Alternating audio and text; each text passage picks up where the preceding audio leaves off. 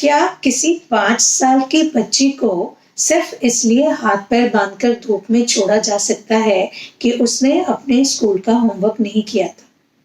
यदि ये सवाल मैं आपसे पूछूं तो आप कहेंगे नहीं, ऐसा नहीं किया जाना चाहिए। लेकिन ऐसा किया गया है।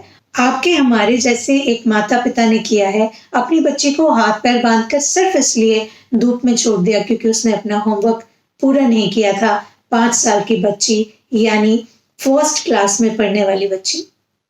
और चूंकि ऐसा हुआ है, इसलिए इस मुद्दे पर बात करना बहुत जरूरी है। यदि हम शुरुआत करें तो बात वहां से करते हैं कि हमें बच्चे चाहिए क्यों। कई बार बच्चे माँ बाप नहीं चाहते, लेकिन दादा दादी चाहते हैं, इसलिए बच्चे हो जाते हैं। नाना नानी मरने के पहले अपने बच्चों के बच्चों का मुंह देखना चाहते हैं, इसलिए बच्चे हो जाते हैं। कि हमारे बाद परिवार कैसे चलेगा, इसलिए बच्चे चाहिए। और कई बार इसलिए भी कि शादी को बहुत समय हो गया है, लोग क्या कहेंगे, अभी तक बच्चे नहीं हुए। और कई बार तो बहुत सी अजीब सी स्थितियों में भी बच्चों को इस दुनिया में लाने के लिए सलाह दी जाती है। जैसे ये कहा जाता है कि यदि पति पत्नी में आपस में ठीक से नहीं बन रही है तो चिंता मत करो, एक बच्चा हो जाने दो और बच्चा हो जाने के बाद सब ठीक हो जाएगा। तो बच्चे इस दुनिया में इसलिए नहीं आते कि माँ बाप शौक से उन्हें इस दुनिया में लाना चाहते हैं।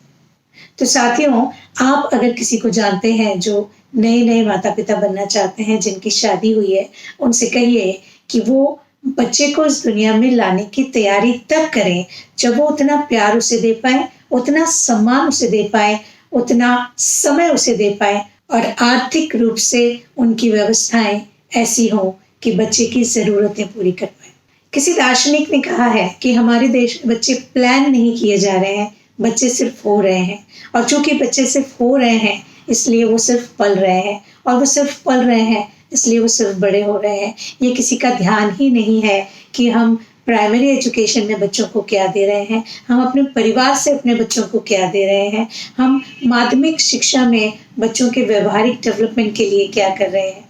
तो साथियों, क्योंकि आप और मैं इस समाज का हिस्सा हैं, हमें हमेशा ये बात लोगों के बीच रखनी चाहिए कि हमें अपने बच्चे प्लान करने चाहिए, उन्हें ऐसे ही कभी भी किसी की भी मर्जी से हो जाने नहीं देना चाहिए।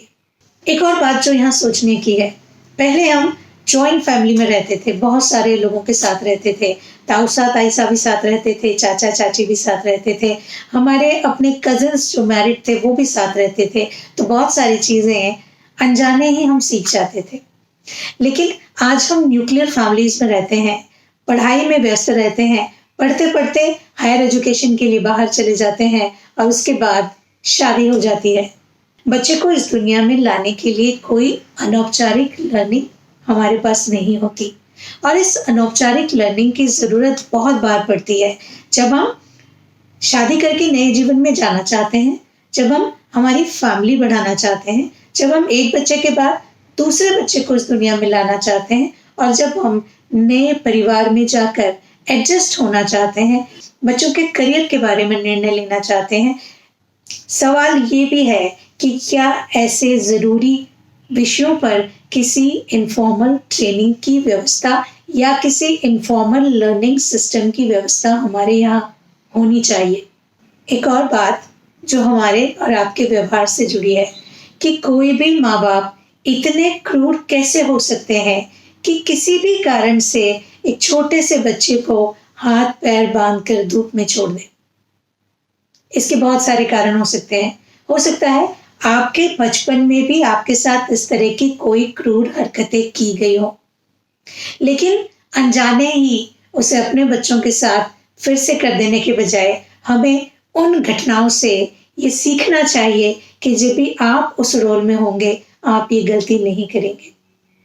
वो समय गया और आप अपने मन से किसी भी तरह के निगेटिव इमोशन को निकाल दीजिए, क्योंकि पुरानी कोई भी नकारात्मक भावनाएं यदि आपने सहेज कर अपने मन में रखी हैं तो वो कहीं ना कहीं आपके व्यवहार में आएंगी और आपको पता भी नहीं चलेगा कि आप इतने क्रूर हो गए जैसे आप कभी बनना नहीं चाहते थे।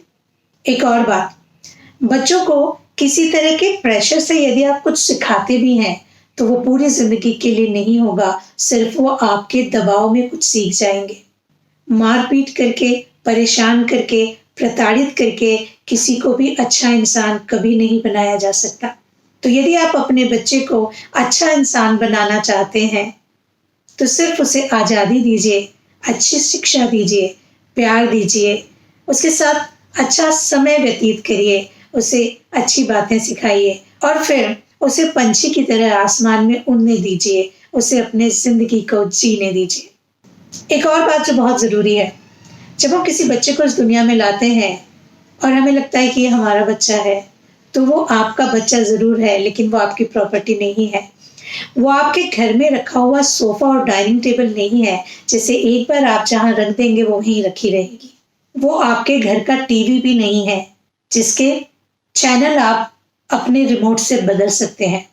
वो एक जीता जागता इंसान है। उसके पास भावनाएं हैं, उसके पास दिल है, उसके पास दिमाग है। तो उसे एक दूसरे इंसान की तरह लीजिए, आपके घर में रखी हुई दूसरी चीज़ों की तरह मत लीजिए।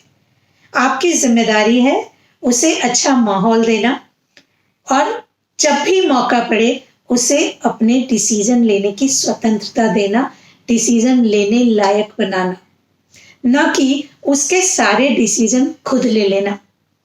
ज़्यादातर मामलों में होता ये है, जैसे ही एक बहुत खूबसूरत सा बच्चा नर्स आपके हाथ में देती है, आप सोचते हैं मैं मेरी ज़िंदगी में डॉक्टर नहीं बन पाया, इसको डॉक्टर बनाऊँगा।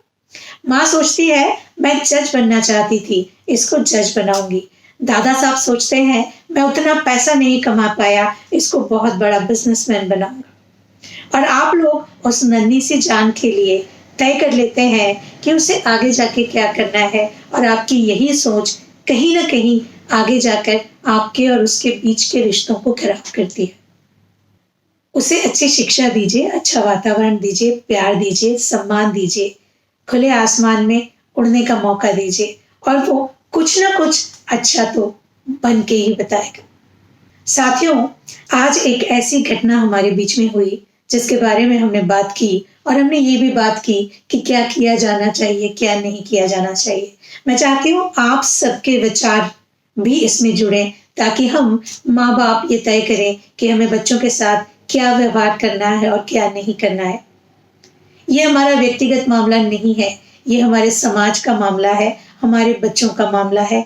इसलिए आपकी सलाह का इंतज़ार रहेगा।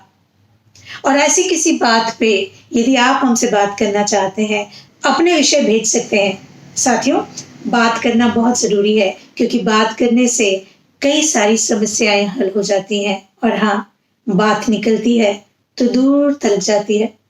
अगले ऐसे किसी वीडियो में आपसे फिर मुलाकात होगी। तब तक के लिए अपना ख्याल रखिएगा और हाँ, बातें करते रहिएगा।